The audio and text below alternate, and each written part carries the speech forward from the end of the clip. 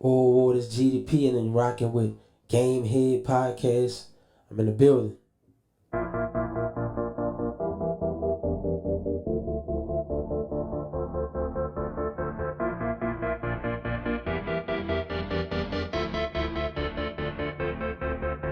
At first they was blind, I think they finally see. I do not care what they talking, it does not bother me. I much rather get my dollars, roll up a lot of exhale all my problems, inhale what I'm supposed to keep. I know they watching, so I'm plotting. Ain't stopping, switch the topic. Y'all looking like some coppers, make me hit you with this. Yeah, dig.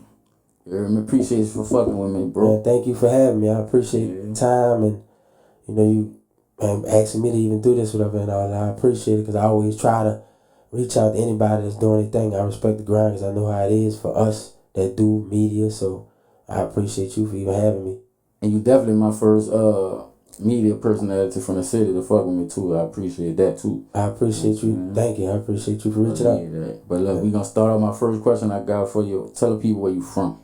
Oh man, like I said, I always tell people I grew up between the East and the Seven Ward. Like both of them, I stayed in them a lot, and people watch something I did on YouTube. They could tell that I lived a lot of places. We moved around a lot, but I really rep Tower Lane mostly. But we only really lived on Tower Lane from 94 to 96. After my cousin baby daddy got killed around there, my mama wanted to move, so we moved on Harborview. Then after that, we moved in the 6th Ward. And then I went back in the 7th Ward. But the reason I rep I always show love to the 7th Ward, I gotta say, just like how Baby rep the 3 and the 13th, how you rep Valence and Magnolia and Saratoga and he Rattle, Rod 49 rep the 4th Ward and the 9th Ward. And people get mad when Tupac don't say nothing about Harlem, even though he really loved Oakland and the Bay Area and stuff like that, Marin City.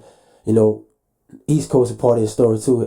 Matter of fact, Tupac rap name used to be New York, MC New York.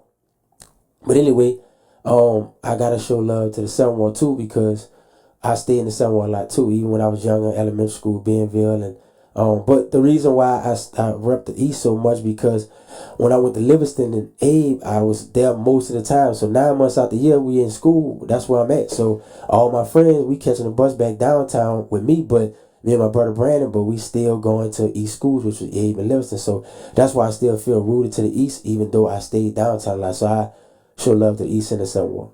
That's what I'm like. Yeah, I like how you broke that down. Like, thank you. You dig? Before I ask my next question, let's talk about. You did talk about the 6th Ward just now, right? Let's talk about North Claiborne for the people that don't know, right? Like, before the interstates and shit, right. Like me myself, for a long time, and I'm from the city, I didn't know that about that story or that area, right? And I just share a little bit of that information to people, like because basically it was like a. What is Oklahoma? Yeah, it was like a community, just like how you had Tulsa, Oklahoma had the Greenwood District and all that.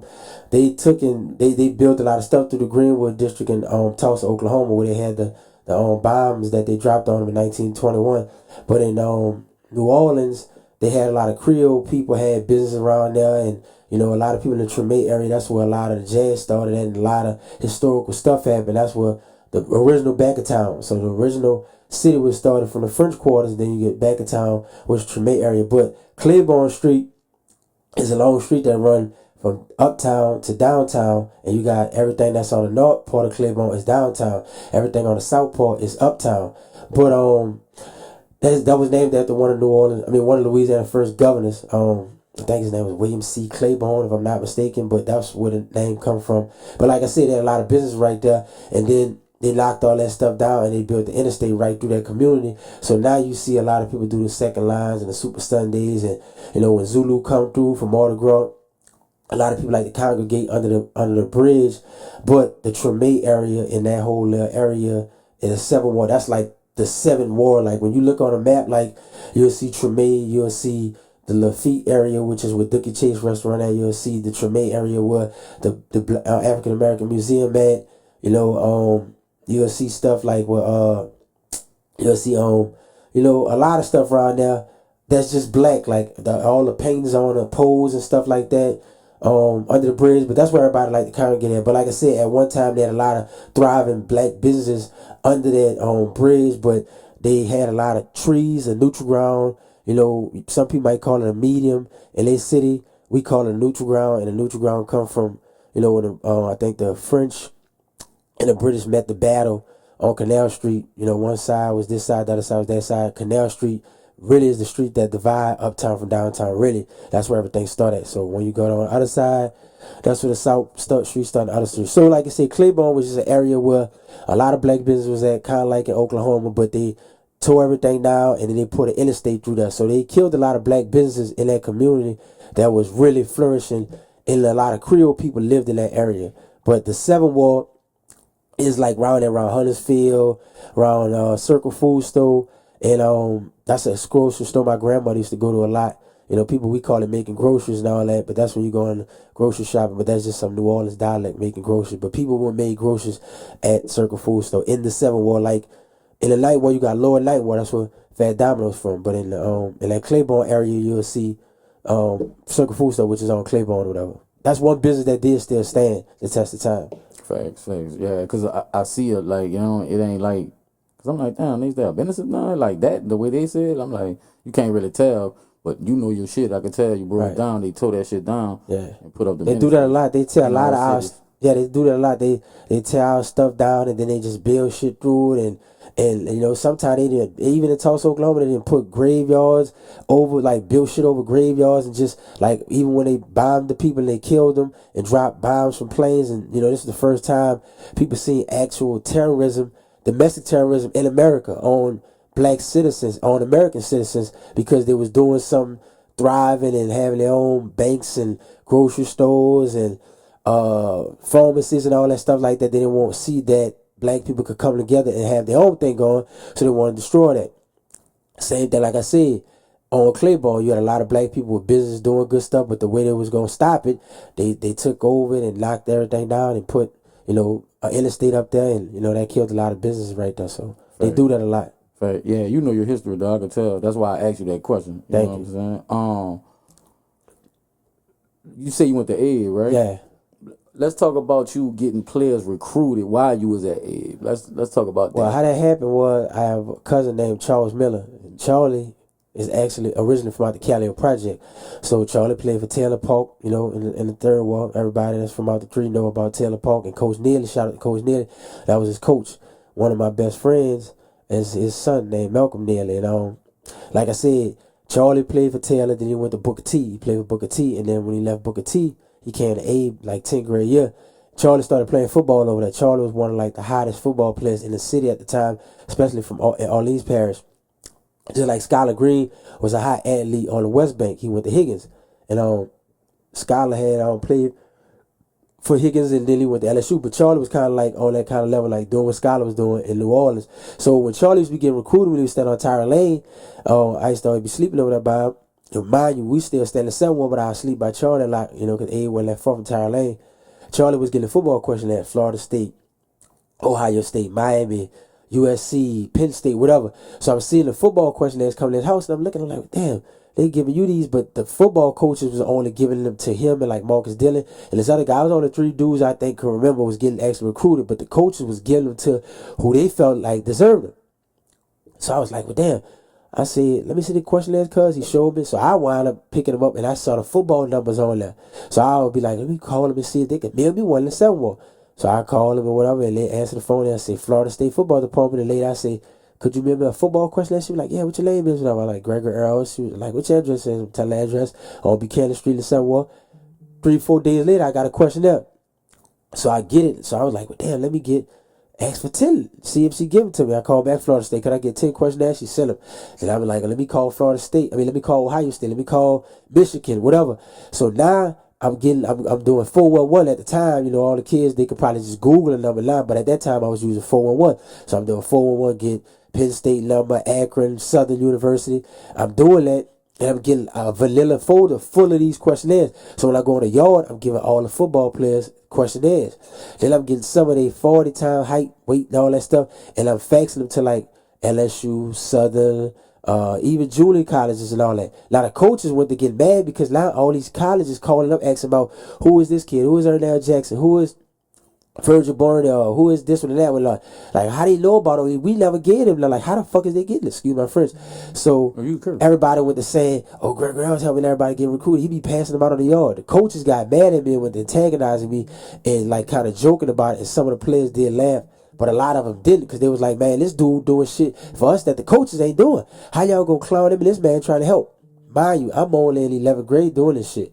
So I was doing recruiting shit or just managing shit when I could have been on the yard just playing football, talking to girls, just doing some shit on the yard.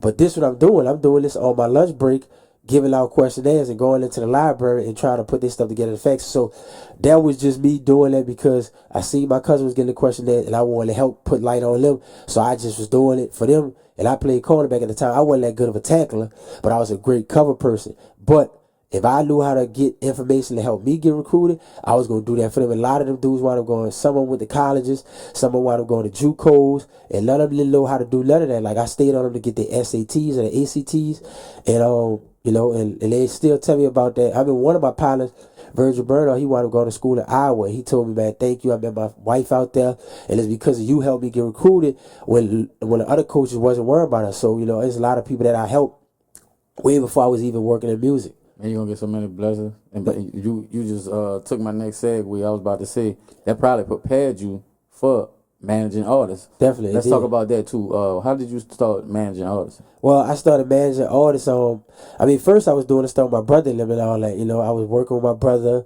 and I was like, I remember we went to Napoleonville with my cousin, and my mama, grandmother. I mean, my mom originally from Napoleonville, so and my grandfather on my mama's side is from Donaldsonville. So we went out there to like a family like function and eat and party and stuff like that. I think somebody's birthday or something was out there.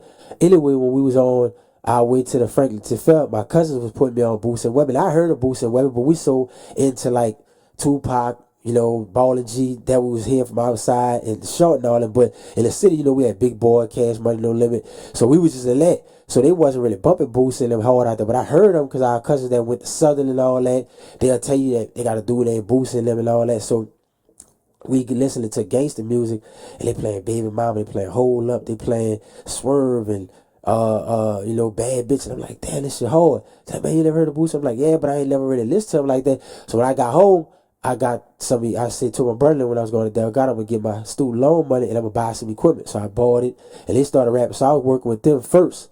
You know, I went to doing that with them first. And then, you know, I started working with my cousin doing the A&R stuff at 0-60. That's where you get Super Blanco from Squad Up. You get the youngest ones out the same A&R project.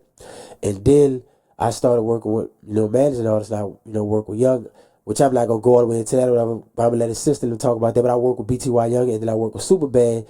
And I was working with her, doing it with her when she had her song, I Need a Nigga That's Gonna Break Me Off, the freestyle that she did with DJ Blaze and DJ Bust from Impact. And I started working with her, you know, and I was believing in her. And you know, I was there even when she first met Michael. That's the producer that she wanted to make it all her heat with. That's from Reserve, Louisiana. So that kind of prepared me to be able to understand artists, know how to market an artist and what their strengths was. Like her strengths was dancing. You know, youngest strength might have been he could rap. He got punchlines too.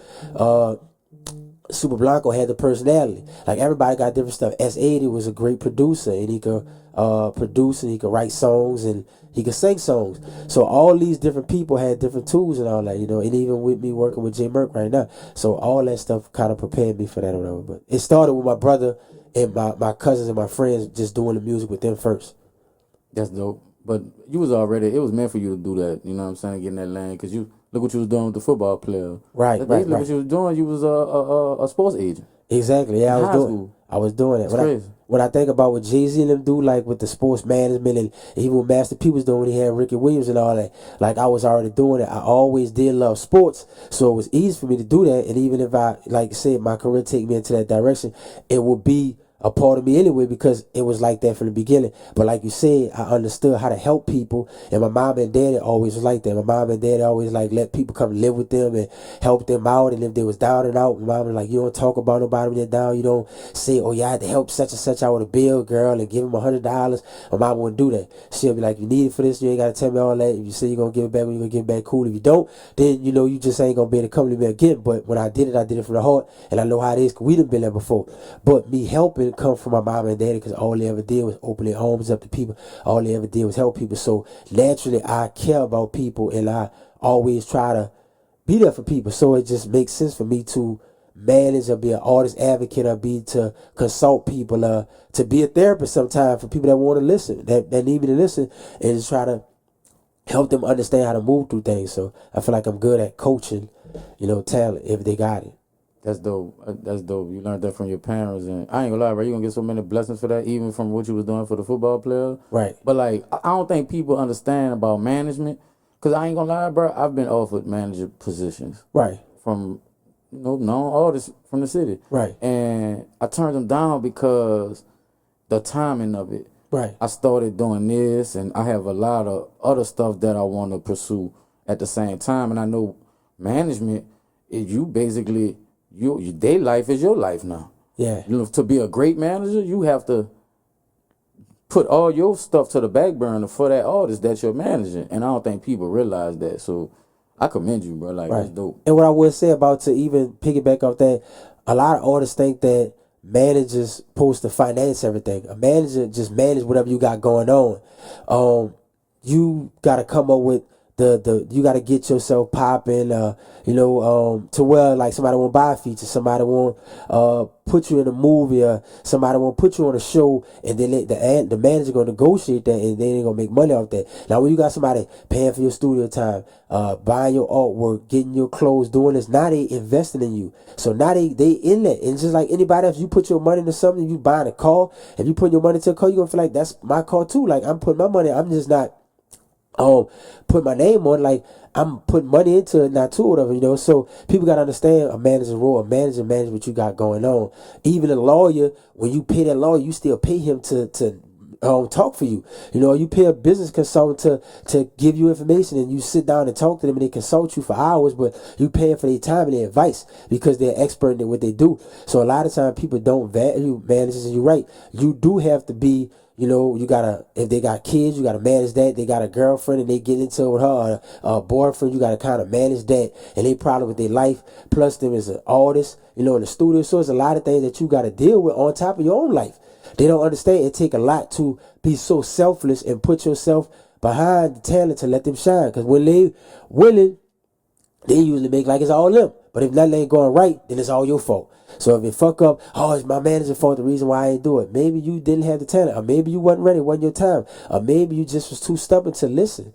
So people got to take accountability, but people got to understand that people that take their time, blood, sweat, and tears in their mind to put behind you and believe you, you need to appreciate that, because behind every great talent, behind a Mike Tyson is a Costumado, behind a Floyd Mayweather is his uncle and his dad, and then behind Deion Sanders is a great coach, like a Bobby Bowden.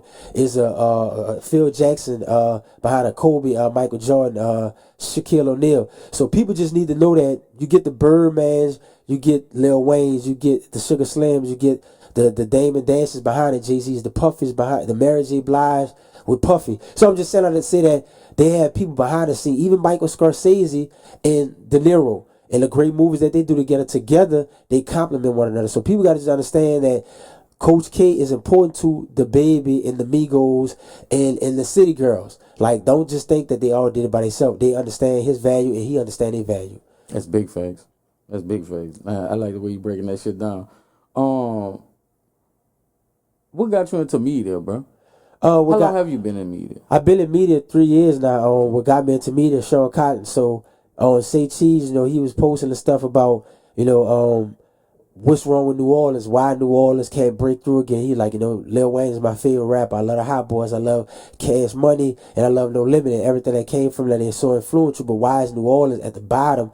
And they had so big of a run in the 90s and the 2000s. And he had a list that Baton Rouge was the number one hottest city, and then he had a list that New Orleans was the number one hardest city to break through in. So he was like, can anybody answer this question? What's wrong? So everybody, made videos and posted it and tagged Say Cheese.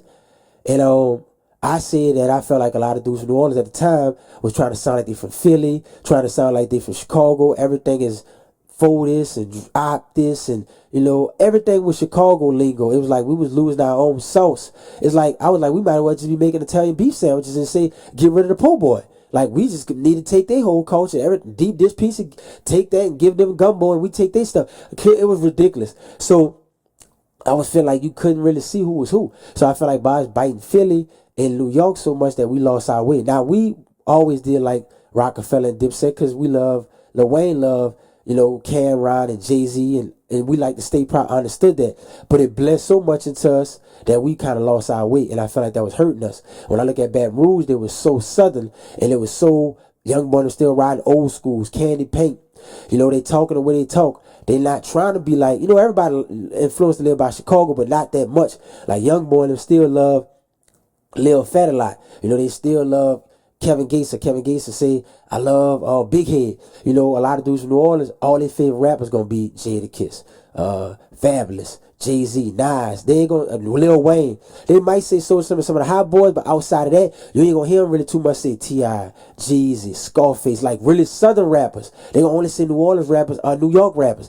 It say a lot about what they like. And I tell them that your sound only gonna identify with like Philly and the tri-state area. You ain't gonna get no love in the South. But the South been dominating for 25 years. So I was like, that was hurting us. So this is why Baton Rouge winning. This is why Memphis still winning. And they're going to continue to win because Glorilla and Moneybagg Yo and Finesse 2 Times and Pooh Shiesty and a slew of other artists from Dolph to Geedy to a lot of them, they love Memphis. They love the South. And I felt like when New Orleans got away from this southern way, it hurt us. So I always be trying to pull back to a modernized sound of the South, but not trying to sound like you from no Philly. Like, let them dudes do them and let us do us. Because that's why people come here. We got gumbo, we got crawfish, red beans and rice, second line, Mardi Gras, the Indians, everything that make people love us, the way we say baby, that's why they love us. Because we being us. When Juvenile made You Understand, they understand what he was saying. But eventually got it. When he made when he said working with some ass your bands and making, we was already saying yeah.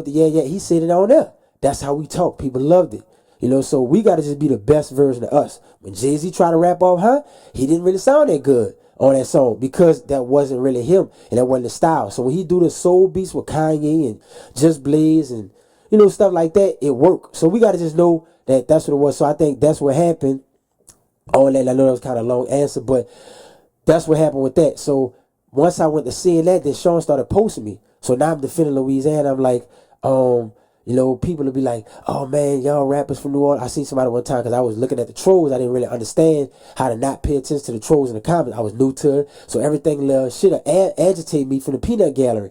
So dude would be like, oh man, y'all niggas in New Orleans don't do nothing but use dope and y'all rappers gay. So I had bombed on some niggas from Atlanta that said that at the time.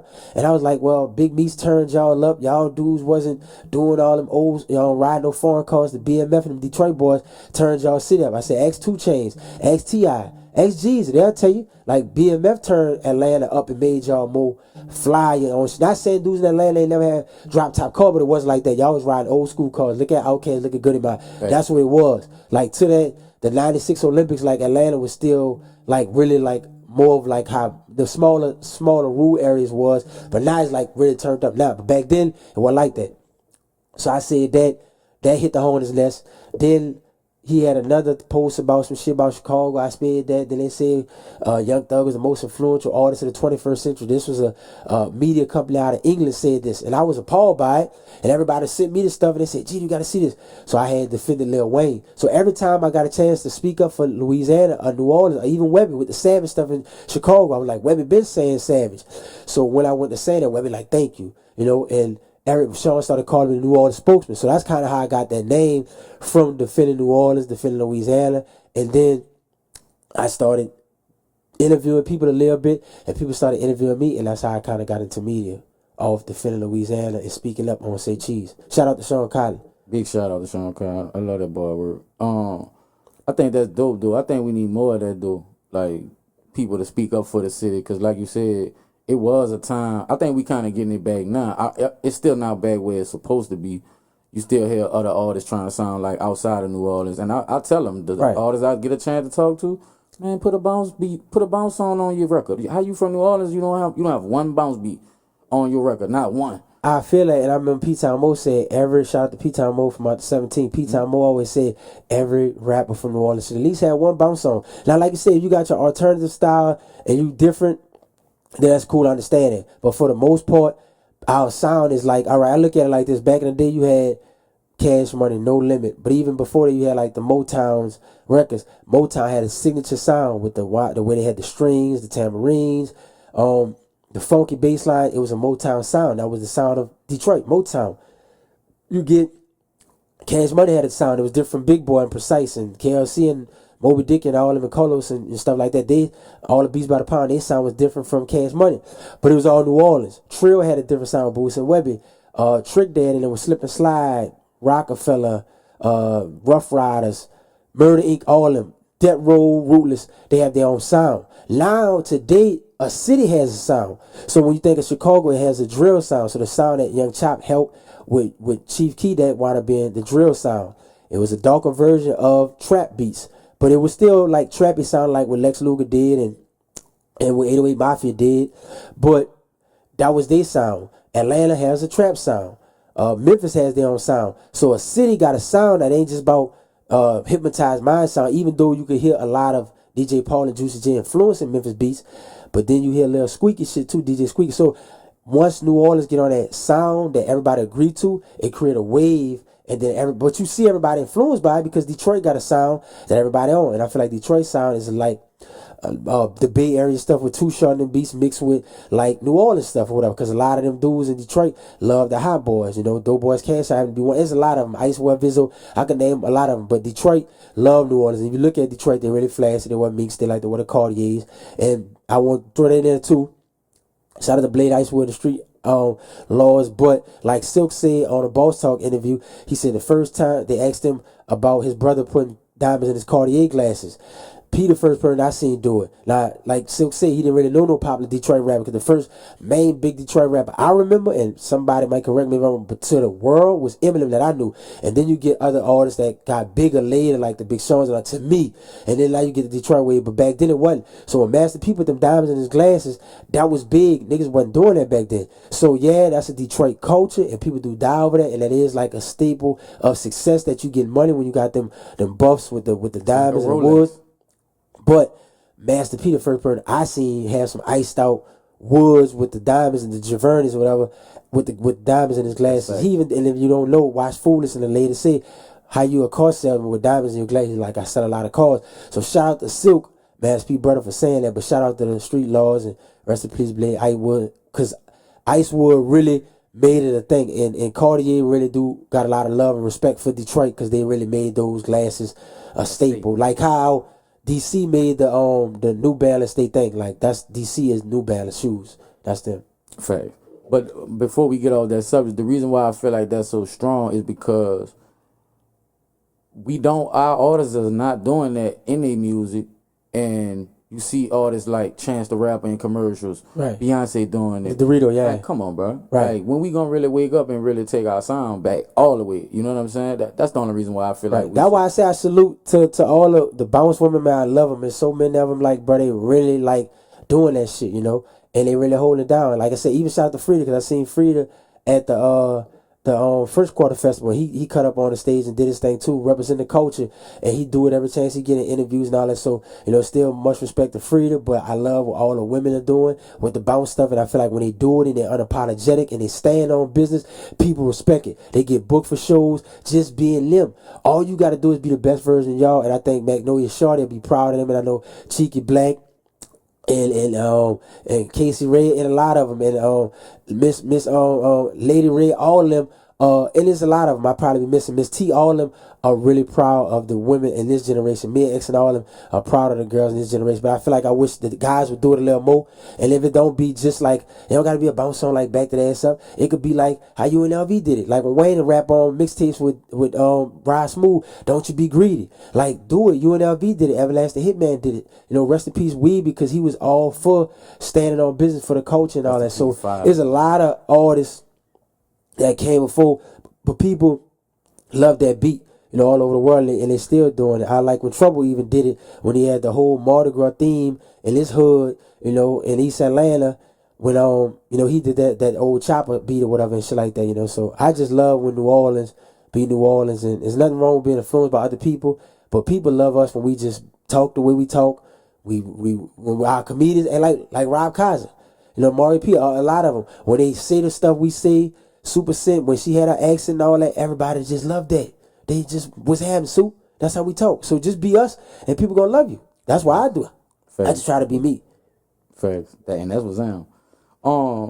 Talking about your platform again. Who you didn't interview yet that you want to interview? Man, I would love to interview Master P, because I'm influenced by Master P a lot. I talked to Birdman about it. I would love to interview Birdman and Slim. I mean, they inspire me. I would love to interview Lil J. You talking about like period in New Orleans? Or you talking just period? I mean, I definitely would love to interview Jay-Z if I ever get an opportunity. That's my favorite rapper. You know, him and Tupac, Pac gone. Man, there's so many people. I would love to interview Tyler Perry just to see how he came about doing what he did, coming from New Orleans and doing that whole thing with the plays on the chitlin circuit. Because I tell all this a lot of time, the same way Tyler Perry worked the chitlin circuit, because the South, you know, some might say 15, 12 states in the South. And a lot of black people come from the South. And a lot of people roots up north even came from the South. Like fucking Jadakiss daddy from Memphis. Lies daddy from Mississippi originally. But a lot of people got roots in the South. And when Tyler Perry was telling our stories with the churches and the sense of humor about how his aunties acted like Medea with the gun and smoking and acting all, you know, with bad nerves. My grandma was like that. My grandma name was Rita Mae. You know, and I remember Dolph said, you know, anybody that got a man in their name, you can tell they gonna tell you what it is, because young Dolph grandmother name was Ida Mae. Mine was Rita Mae. So anyway, but I related to the Medea character with people in my family that acted like her. So I just love what he did, and that's why I would love to interview him, because, you know, he took that and turned it into billions. You know, he dropped out of high school, but he from here. And even though his stories was different from Spike Lee, what Spike Lee did with Crooklyn and what Spike Lee did with School Days, you know, Do the Right Thing, Tyler was telling our stories from a southern perspective. And I think a lot of times people kind of look at you like you're dumb, just like they might look at Baby and pin him like these boys country, they got gold teeth, they don't know how to talk, but had better deals than Russell Simmons, had better deals than Puff Daddy. Puff and them got joint ventures with Clyde Davis. Russell had a production deal at first to just put the record out and pay to make the record, not to pay the staff, not to even pay himself probably, just to make the record, a production deal. You know, Death Row had a joint venture. You know, Murder Inc. had a joint venture. Baby and P and them and all that had distribution deals. They was able to put their stuff out when they wanted and still operate like that. So when they think we country, we slow, we bunkers, we not. I remember Russell Simmons said before, I don't want to sign nobody from the South because that's not real hip hop. But look at this hip hop now. Look at how, you know, Kamora Lee was in love with Baby. I mean, let's just keep it real. This is a dude from the South. This is a dude that you probably thought you was better than or smarter than, but outlasted all y'all. Put some respect on his name. Brian, Birdman, Williams, Bubba, Beatrice, whatever you want to call it, B32, and Sugar Slim and Dawn. So these are the type of people I want to interview because they came from here and they showed us that it's possible. So like I said, shout out to Baby and Slim, Tyler Perry, Master P. You know, I got a chance to interview Bias, which was P, right-hand man, big part in No Limit, success and all that. And there's a lot of people I admire, you know, politicians and you know, actors and all, Denzel Washington. There's a lot of great, I just be wanting to pick great people, minds from all walks of life if they got interesting stories and stuff like that. And it could be something that could be helpful because it's all about the information. Like, I don't want to just be interviewing people just to be talking about all the stupid shit all the time, you know. You know, that's cool sometimes for entertainment that people, but you really, it's all about putting something in your mind or whatever and all that, you know, making you think and be thought provoking. Facts. And your platform though, dog, like the interviews you do have, like Mouse on the Track. Yeah. You shout out P Time Mo, shout out P Time Mo again. You know what I'm saying? Like you said, buys. Yep. And you got Serve On was dope and all that. You Super got Set. some dope interviews. Yeah, you know Super Set was really dope. Turk interview was really interesting and all that, you know. I ain't watched the Turk one yet. Yeah, Turk was real dope. Where you see the future of content in New Orleans going? I feel like everybody doing a great job. I'm looking at how Dallas like was way ahead of the curve with the media because like they got a lot of big media platforms and they doing it good, and you know they got all the means to. I mean, they come from a big state. First of all, Texas is big, so you already got a lot of people gonna be tuned in, so that's gonna always be a plus. I mean, you know, they got millions and millions like of people in Texas. We only got 4.5 in Louisiana. So, but like I said, I like the media in Louisiana. I like the media in New Orleans, but I like the media in Louisiana as a whole because there's other people that's doing it that I'm good friends with that do it throughout the state. I'm just glad that we getting in the game now. I like what you doing. I like all the people that's doing it. Anybody that take their time to get a camera and tell our stories, our way is a beautiful thing because we don't need nobody to control our narrative. And that's what Baby was telling, Big Bank and them on Big Facts, and Baby J. He was and Scream. He was like, New York told our stories so much from they were in the magazines and in the Source magazine and from their media outlook about what the South was and who the South is and all that. But now we could tell it. Just like we could tell how the East is, or how it is on the West Bank, or how it is in New Orleans, or how it is growing up in Louisiana, how the crime is and the murders and the corrupt politicians. The fun stuff about the festive stuff, the festivals and the food and the culture and the way we love each other. But we could tell it from our point of view and we could tell our story. So I feel like everybody that's doing it is all necessary and is all needed. But I feel like media is definitely important. We need that because we need to be able to get the stuff out there because a lot of people ain't gonna let us tell our stories. They're not gonna put their cameras on and press record for us. So salute to you and anybody else that's doing it. Even if you're starting from the ground, you got to start somewhere. When I got 4 pages, I got 3 pages deleted on Instagram. I started over and I worked it back up and I'm at 12,009. I could have probably had way more, but I had to dust myself off and get back in the game. So don't, you could be a little down a little bit, but get up and get in the game and just keep going. Stay consistent. That's all I can tell you. Sean Cotton said it. Puffy said it can't stop, won't stop. Nipsey said it's a marathon. Just keep going. And as you go, you're going to get better. You're going to make adjustments and you're going to learn. And then you're going to see people going to love what you do. But just do it, man. And then this your YouTube channel. So this your baby. So this all coming to you. So you your own boss. So you only get whatever you put in. You only get out what you put in. So if you put in hard work, you're gonna eat off that fruit that them seeds that you plant. Facts. You just took my thought out of my head when I was just listening to you talk just now. Like, you gonna be big, bro. Like, the energy you put out, you got good energy, bro. Thank you, man. I appreciate it. I can tell you one of the ones. Yeah. You know what I'm saying? I can tell you do your homework. You definitely know your history. You know what I'm saying? We need more like you down here. For sure. Yeah, man, like I said, I just want people to know it's cool to read. Like, I remember when people used to be getting mad, oh, he read too much, he nerdy, he this, he that, and all that. And I watched J Merc told me, free J Merc. He was like, man, girls like you dress fly, you look like a damn rapper. Jerison always told me that too. After 7 months, my boy Jerison. And he like, man, you could rap. I mean, you look like a rapper. I'm in Tokyo, told me in Miami, she was like, I won't write you a rap song, Geedy. But they like, you look like a rapper, but you educated, you humble as hell, even though they be like, man, you need to cut up a little more. Cali Vaughn and be like, man, talk your shit, man, you that dude or whatever, you really living your purpose. Shout out to Cali Vaughn from the Cali Project. Like, I get love from everywhere, bro, and it's crazy, like from the West Bank to like Slidell to like Killer to Baton Rouge, Q Red and DJ Be Real and shopping with Ken Dog and Mouse on the Track. It's so many people that I might be WAP, Tech, all these dudes. There's a lot of them. I might be forgetting somebody, bro. And my dog Dave from Check 'Em Out TV. My dog G from Change of Plans, and like I said, so it's just a lot of people, bro. They show a lot of love, and I appreciate all of them. And I just think that as long as we keep working forward and keep showing love, it's gonna keep coming back. I always try to just put that kind of energy out, and I know it's eventually gonna come back. But shout out to all the people that know it's cool to read. There's nothing wrong with reading. There's nothing wrong with sharing your book list because they always say you won't keep something from a black man put in a book. And if you educate yourself, you'll be equipped with the knowledge to be able to navigate through this shit way much smoother because the information out there, you just got to go search for it and get that understanding and that wisdom that come with time, Fact. Yeah, you speaking on reciprocation. Yeah, for sure. What's something about the city you think that we need to focus on? What's one of the main things that you think? I really wish sometime, I guess the council members and the mayor could get on the same page and all that stuff, because they always say, nobody wins when the house divided. So I feel like, them being on the same page and really knowing that we do have problems that we got to address. I know a lot of times, sometimes they don't want to scare the tourists away, saying like we got a murder problem, but the murder capital again, like it's 94, and it's nothing to glorify. We've been seeing all these murders that's been happening around the city. Every day you get on Twitter or you get on Nola.com, you watch news, there's always some sad news. So we really got to figure the root out of that, and it's not locking people up, because we lock up more people than anywhere on the planet, but we still got the highest murder rate. So we got to figure out how to catch the problem, like I always say at the beginning, and try to mentor the kids, try to show them something positive that you need to read, that you need to want to do something constructive, do something that your family can be proud of, so you won't be the one breaking in somebody's house, robbing somebody out their phone, robbing a little dude out his new tennis and killing him.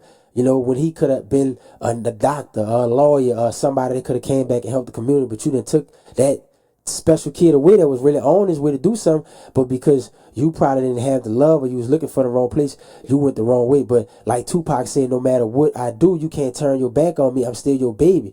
So a lot of times we feel like these little dudes, throw them away, they're not worth it. No, we got to still try to catch them and try to turn them around, because a lot of kids' minds not developed till they 25, till they reach that age. So they still not going off logical thinking. They going off emotions, and they might feel played and they just gonna react. But if you tell them how to control their emotions and their mind, then they can do better. So, and then the younger people got to listen to the older people, and then the older people got to listen to the younger people. We got to all be on the same page. We can't just be arguing at each other because we all screaming and trying to be heard. We got to listen too. To be a great leader, you got to be a great listener. So, and you got to be open to ideas. So I just think that if everybody could put their egos to the side, put their pride to the side, and sit down at the table and say, what could we do to find solutions to these problems? Because we definitely got problems, and it's definitely a big problem in the world watching. So I know I ain't as big as I am yet, but the bigger I get, I'm going to try to do everything I could do to preach that. And even though, I know, my stuff, I promote rap and all that, and street stuff and all that, but that's just another job that I do. And I know it's kind of be hard for me sometimes, because it feel like a contradiction, because I love hip-hop, and hip-hop could be street sometime, and then you got this side. But it is reality, because they do have good news in the world, and they got bad things that happen. It just is what it is. You can't have rain without the sunshine. You're night and day. So it is a yin and a yang to everything. Whatever. We got to just find balance, and we got to find a way to be better together. Be one, like to make Frankie Beverly song, "We Are One." Facts. That's one of my favorite fucking Frankie Beverly songs. Yep. Just the meaning of that song. Yeah, I agree with you, bro. That's exactly what we need, and not just in politics. Period. The city. Period. The city just need to come together. Period. Yeah, like I said, all the the division and the wars, and this one from that war to that hood and all that stuff like that. We gotta really. That's why I say I really sure love the area, because like I said, my mom grew up in the Seventh War. And lived in the Sixth Ward, but most of the Seventh Ward. My dad lived all the way uptown. Like he was like you said, me and you was. Every chance felt like we was moving somewhere. So my daddy from uptown. So I try to show love to everybody, because I spent a lot of summers in the Melvin Project with my cousin Chuck and them and all that, going to Gus and all that. So I just try to rock with everybody and try to understand everybody. And they ain't just because you ain't from where I'm from, I ain't gonna rock with you. No, I just rock with people. And we from the same struggle. So I can relate to you if you from New Orleans, Port Arthur, if you from Gary, Indiana, Chicago, or Watts, California, or Rhode Island. Like, I'm gonna show love and all that. I just want to see my people win.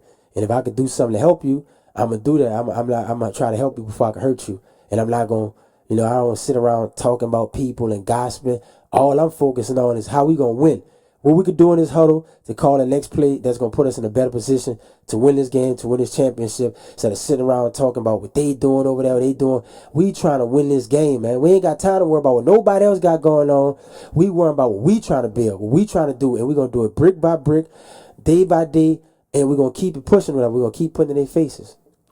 Man, you a dope one, bro. I ain't gonna lie, bro. Like, for real. Anything you want to promote, bro? Anything you want to shout out? Man, I just want to say, free my bro, J Merc, bro. I mean, I know he been home 7 months. He been making a hell of a buzz.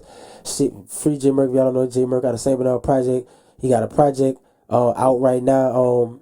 It's called "What the Streets Been Missing," and I think y'all gonna really appreciate it. Got production on there from D-Day, from Marrero. We got Michael from Mount Reserve, Louisiana. Got some beats on there. You know, man, and we're gonna be doing some stuff with Taz on the next one called Taz. He's from Marrero too. And you know, but like I said, man, I just want y'all to know that we gonna keep going or whatever and stuff like that. Like I said, man, shout out Birdman for even bringing me out there to Miami and everybody that went out there with us. But like I said, man, free J Merc. We're gonna keep going. I'm gonna keep doing what I'm gonna do and all that, and y'all keep doing what y'all doing. Stay positive, stay sucker buster free, like J Merc and Jerk be saying, and we're gonna just keep going up, man. Promote your socials, dog. My Instagram, if y'all want to follow me on Instagram, is at Geedy P Speaks. So that's GEEDY P as in Paul Speaks, SPEAKS, as Geedy P Speaks on Instagram. On my Twitter, is Geedy GEEDY_P. That's on my Twitter and all that. And on my YouTube, y'all can just look me up GDP and subscribe to the channel if y'all like or whatever. I'm gonna have some stuff coming soon or whatever. But like I said, man, thank you for having me. Free my brother Boss B. Rest in peace, my cousin Demonis on my own. He always with me. And Donovan Thomas and my cousin Duty, Miss y'all and stuff like that, and Mooney. But free Boss B, free Pee Wee and all that, man. Believe that. Appreciate you, G, dog. You one of the ones, dog. This one of the ones too. Thank you, man. Remember all your links in the bio you did. Y'all make sure y'all go support my dog, man. And I want to say this last thing too. Shout out Street Dreams Army. The Shade Room have the roommates. I got SDA. SDA is the Street Dream Army because New Orleans always love the soldier stuff. Shout out Soldier Slim. Shout out Cash Money's an Army song. Shout out We Some No Limit Soldiers. New Orleans love the soldier stuff so much, so I incorporated that into my followers, my supporters, so they call it SDA. So when you hear me say that, I'm talking about them when I say SDA, what y'all think. So this for y'all, SDA. Keep going. Salute all the soldiers and soldier reps, whatever, SDA. You know, GDP, we going up, baby. Y'all right with me. Y'all a part of my story too. Believe that, man. This your boy Chorus Season, man. Y'all already know I'm on my game here, shit. Boom. We out. My dog. For being a statistic, I'm telling you I'm not, bro. My motor loud growling. You do not want to live this lifestyle. You do not know the outcome. It could leave you with bags and it could leave you without some. I do not give a fuck who you know or who you vouch for. You need to get out more. I'm living like an outlaw. Taught myself how to scrap. When I do, I'm going southpaw. Y'all niggas are not cool. New Orleans and I got more reality. 5-4.